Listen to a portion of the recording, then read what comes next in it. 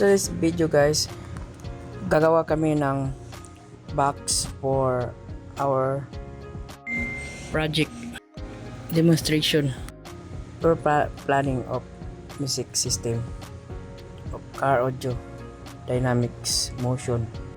Dito sa video na to, sinusukatan ang outer dimension at inner dimension ng speaker para mabutasan gamit ang router, handrail router. Malaking tulong talaga kapag mayroon kang mga professional tools kagaya ng mga ganitong gawain for fabrication of any kind or DIY fabrication.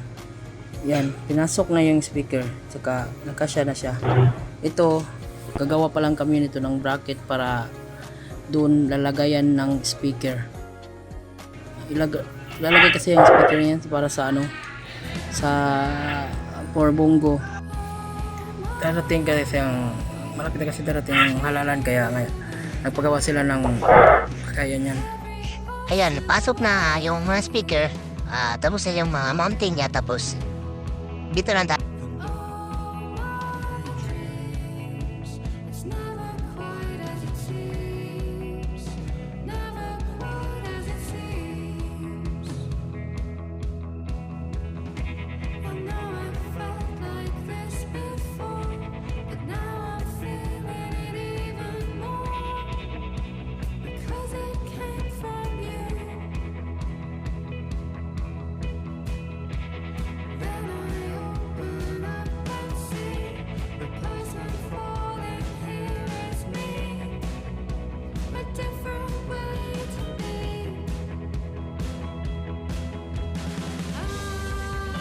Tried so hard and got so far, but in the end, it doesn't